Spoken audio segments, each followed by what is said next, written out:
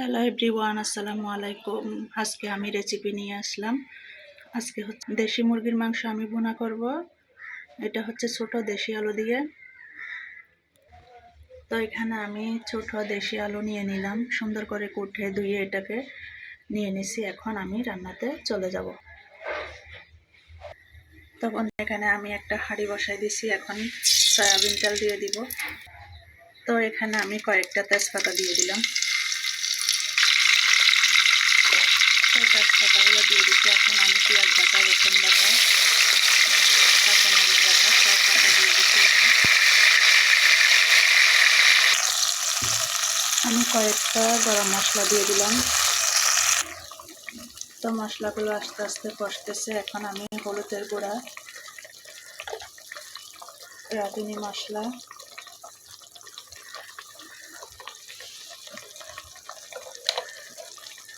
ধনিয়া গুঁড়া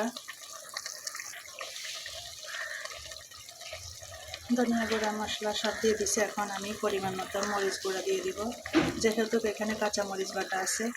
তো বন্ধুরা দেখুন আমার মাংসের মশলাটা কি সুন্দর করে মাশাআল্লাহ হয়ে গেছে। এখন আমি মাংসগুলো দিয়ে দিব। আমি এখন মুরগির মাংসগুলো দিয়ে দিলাম। তো আজকে আমি দেশি মুরগির মাংস এভাবে দেশি আলু দিয়ে রান্না করব।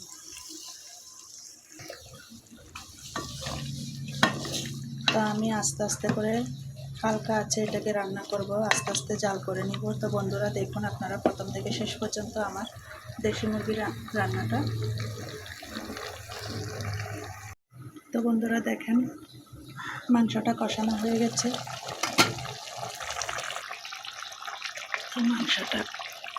তো মাংসটা আমার প্রায় কষানো হয়ে গেছে। এখন আমি সেই দেশি আলুগুলা দিয়ে দিব।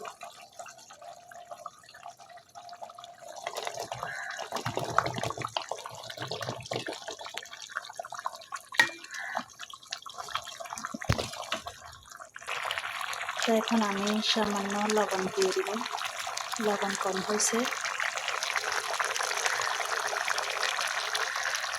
মাশাআল্লাহ কালারটা অনেক সুন্দর।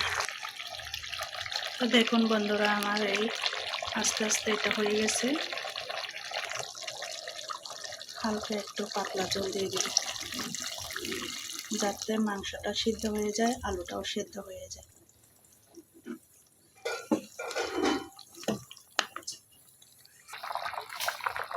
তো মাংসটা এখন প্রায় হয়ে আসছে। এখন আমি কয়েকটা উপর দিয়ে কাঁচামরিচ আর জিরার গুঁড়ি দিয়ে দিব। তো আমি আস্ত কাঁচামরিচ দিয়ে দিলাম। এখন আমি জিরার গুঁড়ি দিয়ে দিলাম।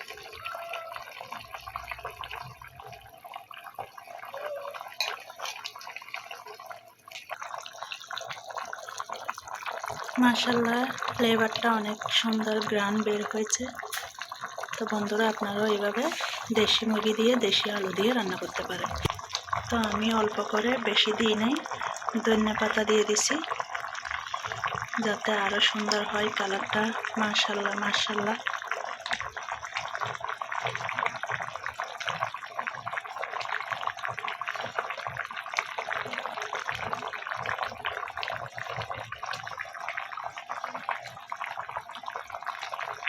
হয়ে গেছে, এখন আমি নামিয়ে ফেলবো। তো দেখুন বন্ধুরা আজকের ওয়েদারটাও খুব সুন্দর, মাশাআল্লাহ ভালো লাগছে আমার ওয়েদারটা আজকে। তো আপনাদের সাথে একটু বাহিরের অংশটাও শেয়ার করছি, কেমন লাগলো। তো এই হলো আমার আজকে দেশি মুরগি দিয়ে দেশি আলুর ঝোল রান্না করা। এখন আমি একটা বাটিতে নিয়ে নিব।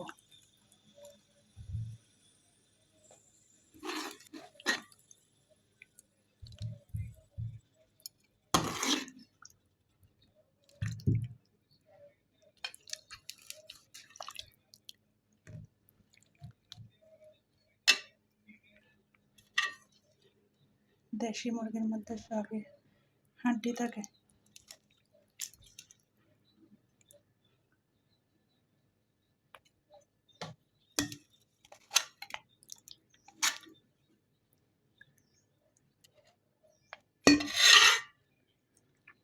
তো বন্ধুরা হয়ে গেল এখন আমার এই দেশি মুরগির দেশি আলু দিয়ে রান্না।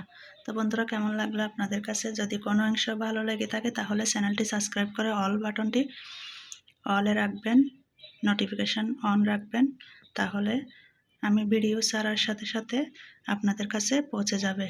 তো এ পর্যন্ত আল্লাহ হাফেজ।